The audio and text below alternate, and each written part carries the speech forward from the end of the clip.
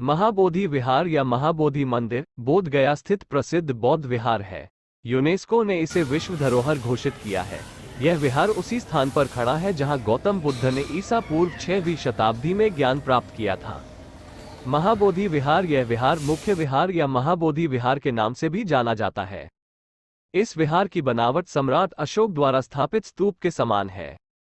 इस विहार में गौतम बुद्ध की एक बहुत बड़ी मूर्ति स्थापित है। यह मूर्ति पद्मासन की मुद्रा में है। यहाँ यह अनुश्रुति प्रचलित है कि यह मूर्ति उसी जगह स्थापित है जहाँ गौतम बुद्ध को बुद्धत्व ज्ञान प्राप्त हुआ था। विहार के चारों ओर पत्थर की नक्काशीदार रेलिंग बनी हुई है। ये रेलिंग ही बोधगया में प्राप्त सबसे पुराना अवशेष है। इस विहार परिसर के दक्षिण पूर्व दिशा में प्राकृतिक दृश्यों से समृद्ध एक पार्क है जहाँ बौद्ध भिक्षु ध्यान साधना करते हैं। आम लोग इस पार्क में विहार प्रशासन की अनुमति लेकर ही प्रवेश कर सकते हैं। इस विहार परिसर में उन 7 स्थानों को भी चिन्हित किया गया है जहां बुद्ध ने ज्ञान प्राप्त के बाद 7 सप्ताह व्यतीत किया था। जातक कथाओं में उल्लेखित बोधि वृक्ष भी यहाँ है। यह एक विशाल पीपल का वृक्ष है जो मुख्य विहार के पीछे स्थित है। बुद्ध को इसी वृक्ष के नीचे ज्ञान प्राप्त हुआ था। वर्तमान में जो बोधि वृक्ष वो उस बोधि वृक्ष की 5वीं पीढ़ी है। विहार समूह में सुबह के समय घंटों की आवाज मन को एक अजीब सी शांति प्रदान करती है। मुख्य विहार के पीछे बुद्ध की लाल बलुए पत्थर की 7 फीट ऊंची एक मूर्ति है। यह मूर्ति विजरासन मुद्रा में है। इस मूर्ति के चारों ओर विभिन्न रंगों के पताके लगे हुए हैं जो इस मूर्ति को एक विशिष्ट आकर्षण प्रदान करते हैं।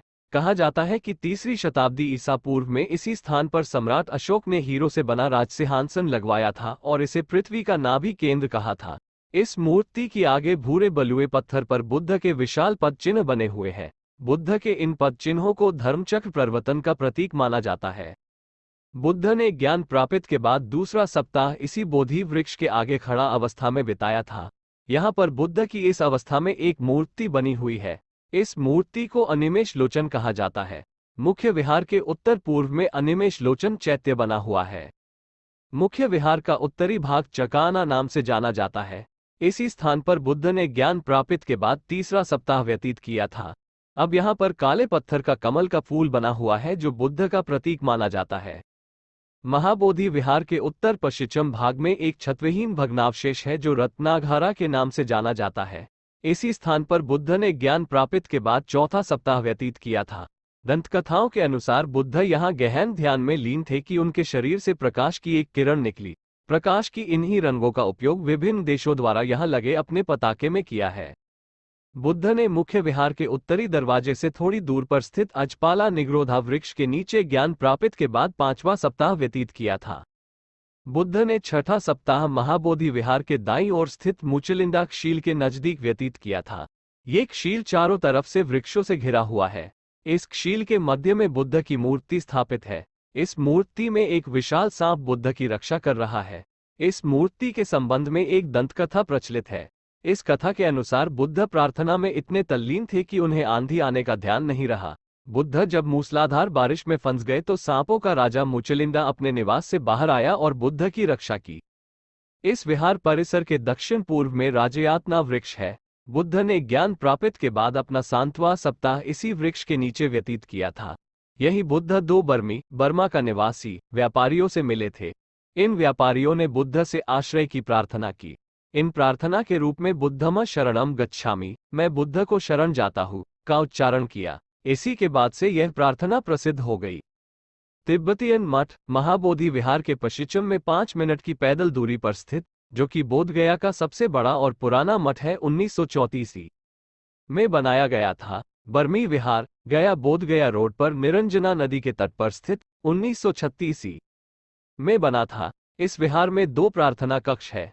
इसके अलावा इसमें बुद्ध की एक विशाल प्रतिमा भी है। इससे सटा हुआ ही थाई मठ है, महाबोधि विहार परिसर से 1 किलोमीटर पश्चिम में स्थित।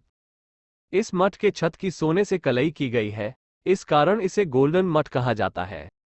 इस मठ की स्थापना थाईलैंड के राजपरिवार ने बौद्ध की स्थापना के 2500 वर्ष पूरा होने के उपलक्ष्य में किया था। इंडोसन निप्पन जापानी मंदिर महाबोधि मंदिर परिसर से 11.5 किलोमीटर दक्षिण पश्चिम में स्थित का निर्माण 1972-73 में हुआ था। इस विहार का निर्माण लकड़ी के बने प्राचीन जापानी विहारों के आधार पर किया गया है। इस विहार में बुद्ध के जीवन में घटी महत्वपूर्ण घटनाओं को चित्र के माध्यम से दर्शाया गया है। चीनी विहार महाबोधि मंदिर परिसर के पश्चिम में 5 मिनट की पैदल दूरी पर स्थित का निर्माण 1945 में हुआ था। इस विहार में सोने की बनी बुद्ध की एक प्रतिमा स्थापित है। इस विहार का पुनर्निर्माण 1997 किया गया था। जापानी विहार के उत्तर में भूटानी मठ स्थित है। इस मठ की दीवारों पर नक्काशी का बेहतरीन काम किया गया है। यहाँ सबसे नया बना विहार वियतनामी विहार है। यह विहार महाबोधि विहार के उत्तर में 5 मिनट की पैदल दूरी पर स्थित है। इस विहार का निर्माण 2002 में किया गया है। इस विहार में बुद्ध के शांति के अवतार अवलोकितेश्वर की मूर्ति स्थापित है। इन मठों और विहारों के अलावा के कुछ और स्मारक भी यहाँ प्रसिद्ध है। इन्हीं में से एक है भारत की सबसे ऊंची बुद्ध मूर्ति, जो कि 6 फीट ऊंचे कमल के फूल पर स्थापित है। ये पूरी प्रतिमा एक 10 फीट ऊंचे आधार पर बनी हुई है। स्थानीय लोग इस मूर्ति को 80 फीट ऊंचा मानते हैं। आसपास के दर्शनीय स्थल राजगीर बोधगया आने वालों को राजगीर भी जरूर घूमना चाहिए। यहाँ का विश्व शांति स्तूप देखने में काफी आकर्षक है। ये स्तूप गिरिधरकूट पहाड़ी पर बना हुआ है। इस पर जाने के लिए रोपवे बना हुआ। इसका शुल्क 25 रु है। इसे आप सुबह 8 बजे से दोपहर 12:50 बजे तक देख सकते हैं। इसके बाद इसे दोपहर 2 बजे से शाम 5 बजे तक देखा जा सकता है। शांति स्तूप के निकट ही वेणुवन है। कहा जाता है कि बुद्ध एक बार यहाँ आए थे। राजगीर में ही प्रसिद्ध सप्तपर्णी गुफा है, जहाँ बुद्ध के निर्वाण के बाद पहला बौद्ध सम्मेलन का आयोजन किया गया था। ये गुफा राजगीर बस पड़ाव से दक्षिण में गर्म जल के कुंड से 1000 सीढ़ियों की चढ़ाई पर है। बस पड़ाव से यहाँ तक जाने का एकमात्र साधन घोड़ागाड़ी है, जिसे यहाँ टमटम कहा जाता है। टमटम से आधे दिन घूमने का शुल्क 100 रु से लेकर 300 रु तक है। इन सबके अलावा राजगीर में जरासंध का अखाड़ा, स्वर्ण भंडार दोनों स्थल महाभारत काल से संबंधित है तथा विरायतन भी घूमने लायक जगह है। घूमने का सबसे अच्छा समय ठंडे के मौसम में। नालंदा मुख्य लेक। नालंदा ये स्थान राजगीर से 13 किलोमीटर की दूरी पर स्थित है। प्राचीन काल में यहाँ विश्व प्रसिद्ध नालंदा विश्वविद्यालय स्थापित था। अब इस विश्वविद्यालय के अवशेष ही दिखाई देते हैं, लेकिन हाल में ही बिहार सरकार द्वारा यहाँ अंतर्राष्ट्रीय विश्वविद्यालय स्थापित करने की घोषणा की गई है, जिसका काम प्रगति पर है। यहाँ एक संग्रहालय भी है। इसी संग्रहालय में यहाँ से खुदाई में प्राप्त वस्तुओं को रखा गया है। नालंदा से 5 किलोमीटर की दूरी पर प्रसिद्ध जैन तीर्थस्थल पावापुरी स्थित है।